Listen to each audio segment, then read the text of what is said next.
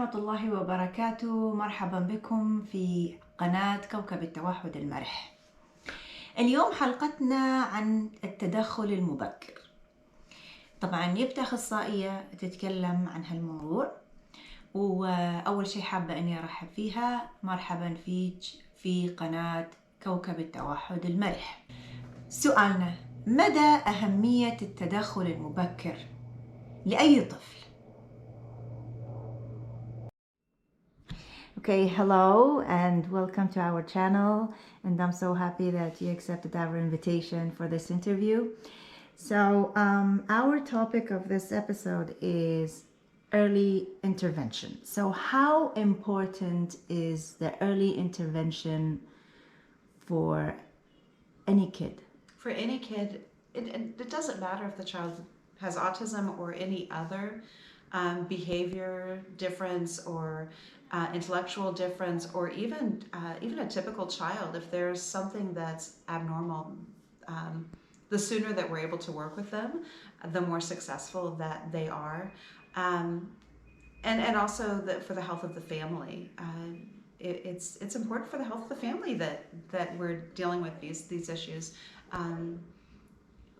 because ideally we want children to be able to fit in as best as possible. There is no such thing. I hate to say normal or atypical or whatever, because it's normal for that child. We want them to be successful based on who they are and what their needs are. And I think so much we focus on our children need to be a certain way by the time they're in kindergarten, but they're going to be different and they're going to have different needs. So it's more about getting intervention so that they can be successful for who they are and what their needs are. We never want to get rid of behaviors, but maybe find behaviors that are more successful. And so, if you're looking academically, a child being able to communicate their needs versus, hurting themselves or not being able to communicate. So how far the early intervention is effective?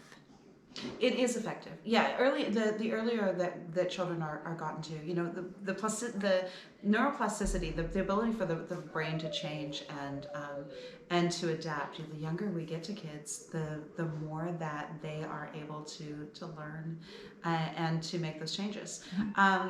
It's also just, again, beneficial to the family.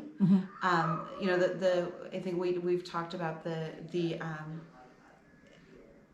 as a parent, you end up making all these changes in how your family functions, and trying to adapt strictly to the child and to the needs of this child, which we all do as parents.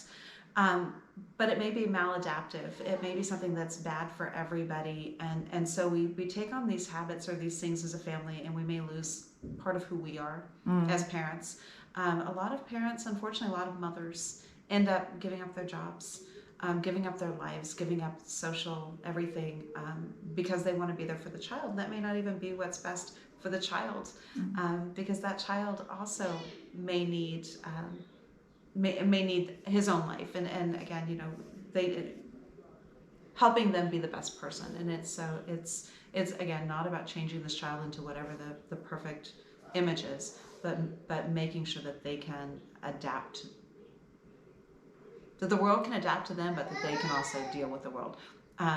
You want them to be able to advocate for themselves, and when they're younger, to be able to say, to me, functional communication is just so important, to be able to say, I don't like this. Express themselves. Yeah. So functional communication is the idea that instead of expressing themselves in ways like hurting themselves, functional communication lets them say, no, I don't want to do this. Yeah. And so, we really want to encourage our kids, especially with early intervention, to be able to say, no, I don't want to work today. I don't feel good. I don't understand why you're making me put the red ball, or whatever they're having you do. And so, so the earlier we get to kids, the sooner they can learn. هل هناك نقاط مهمة للتدخل المبكر الصح؟ يعني هل هناك عوامل وعناصر يجب أن يتوافر في التدخل المبكر علشان الطفل ياخذ أكبر نتيجة ممكنة في هذه الحالة؟ What are the important factors that makes the early intervention a success?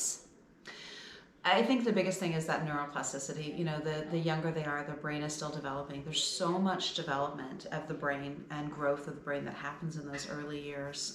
You know, we lose windows. The older kids get, the more windows close. And so, you know, you don't, not saying that it won't happen, but the older the kid gets, the harder it is for them to learn certain things. So we have higher chances of success. Yeah. Much higher chances of success the earlier you get to the kids. Unfortunately, you know, it's difficult sometimes. So. Yeah, I understand that. Yeah. آخر سؤال، شنو اللي تبين تضيفينه أو معلومة تبين تقولينه حق الأمهات بالنسبة لموضوع التدخل المبكر، أو النقاط اللي حابة أنك تسلطين الضوء عليها علشان الأمهات يستفيدون؟ وشكرا. Advice is listen to your instinct, because you may go to the doctor and again the doctor says, oh, you know, you're worrying too much. Go to another doctor. Start writing down what you're seeing. You just, you know, with my son, I put a calendar up, and it was on the fridge, and every day, if there was something that happened that made me go, this is just not normal. This is not function. This is not good for him. He can't be successful in school. He can't do these things because this is stopping him. Something's wrong. I wrote it on a calendar, and it was very easy to focus on how things were going today and go to bed at night and be like, yeah, we finished all the schoolwork today.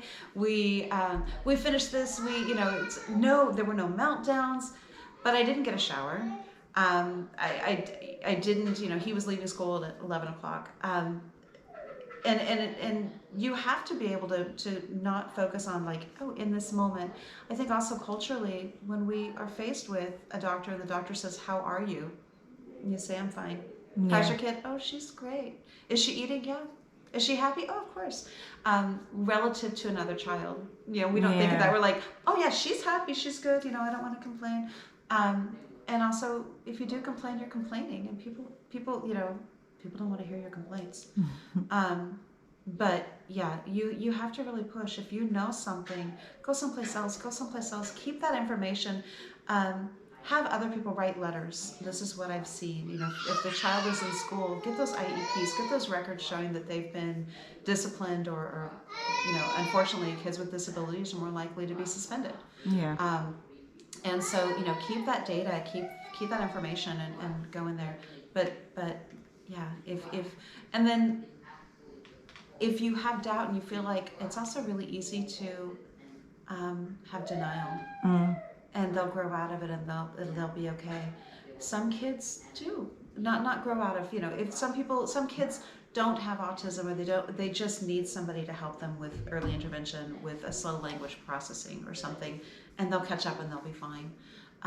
Get that help though, because we want our kids to be successful. Yeah. True. أعتقد وصلنا لنهاية الحلقة. الحمد لله على النعم التي لا تعد ولا تحصى، وعلى النعم التي لم ندركها بعد. شكرا لمتابعتكم هذه الحلقة، ولا تنسون الشير واللايك والسبسكرايب عشان يوصل لكم أكبر قدر من هالفيديوهات اللي تخص أطفال التوحد، وممكن نفيد ونزيد الوعي في المجتمع لهذه الفئة اللي موجودة معنا وعايشة بيننا. شكرا للمتابعة، ومع السلامة.